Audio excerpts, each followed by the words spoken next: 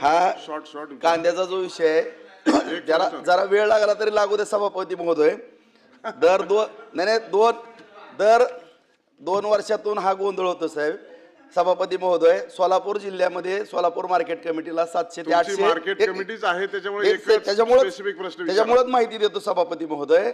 मंत्री महोदय, सोलापूर बाजार समितीला 700 ते 800 ट्रक कांदा त्या ठिकाणी येतो. माझी खाजगी बाजार समिती आहे, सीझनला 250 ते 300 ट्रक त्या ठिकाणी कांदा येतो. आणि धाराशिव जिल्हा, बीड जिल्हा, मराठवाडा, टोटल सोलापूर आणि बार्शी या ठिकाणी कांदा येतो. ह्याच्यामध्ये सभापती महोदय वेळोवेळी पाशा बहीणला सातत्यानं मी माहिती देण्याचं काम केलं. आपल्याही निदर्शनास आणलं. आपल्या काही उपसचिव सचिवांबरोबर मी मंत्री महोदय चर्चाही केली आहे. ह्याच्यामध्ये अडचणी अशा आहेत मंत्री महोदय, आपण एक बैठक घ्या. त्या बैठकीमध्ये मला जेवढं ह्याच्यामधली माहिती आहे ती मी आपल्याला देतो. कारण सौद्यामध्ये मी 5-5 तास त्या ठिकाणी बाजार समितीमध्ये थांबलेलो आहे. आणि निर्यातीच्या बाबतीमध्ये सातत्यानं आता बच्चू बहिणीजी बोललेले आहेत.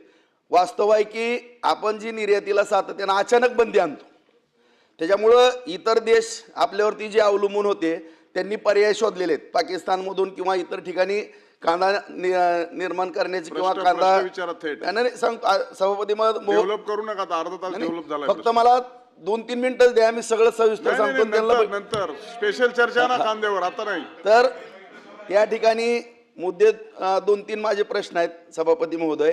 निर्यातीच्या बाबतीमध्ये जे अचानक बंद केली जाते, जर भाव अति वाढले ठीक आहे, निर्यात बंद करावं लागते मान्य आहे, परंतु टप्प्याटप्प्यानं 10% अशी बंद करावी. अचानक बंद करू नये. अचानक बंद केल्यामुळं जो कांदा घेणारा वर्ग आपला तोही निराश होतो आणि पर्याय शोधतो. नंबर 1. दुसरा मुद्दा, जे मध्यंतरी शेतकरी बांधवांचं नुकसान झालेलं आहे त्याच्या बाबतीमध्ये आदरणीय मुख्यमंत्री साहेबांना मीही भेटलेलो आहे, निवेदन दिलेलं आहे. त्याकरता 5 रुपयाचं तरी कमीत कमी अनुदान त्या ठिकाणी ज्या कालखंडामध्ये नुकसान झालेलं आहे शेतकऱ्याचं त्या बाबतीमध्ये द्यावं.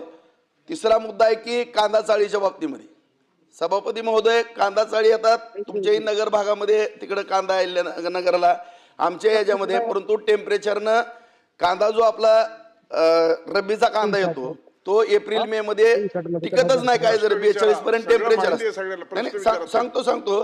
तर सभापती महोदय, त्याच्यावरती आपल्याला खर्च किती जरी आला, 800-700 कोटी जरी मंत्री महोदय म्हणले, किती जरी खर्च आला तरी त्याला आपल्याला पावडर बनविण्याचे प्रक्रिया उद्योग त्या ठिकाणी केल्याशिवाय कुठलाही पर्याय असणार नाही असं माझं मत आहे.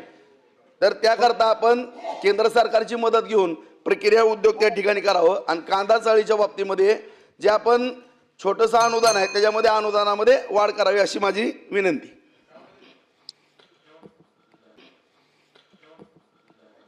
सभापती महोदय, आपले युवा सदस्य राजाभाऊंनी अत्यंत महत्त्वाचे प्रश्न मांडले. राजाभाऊ, पुढच्या काळामध्ये या सगळ्या कांद्याच्या विषय संदर्भात बैठक लावण्यात येईल आणि आपल्याला बोलून आपल्याकडचे जो अनुभव आहे, आपल्याकडची माहिती आहे ती माहिती घेण्यात येईल.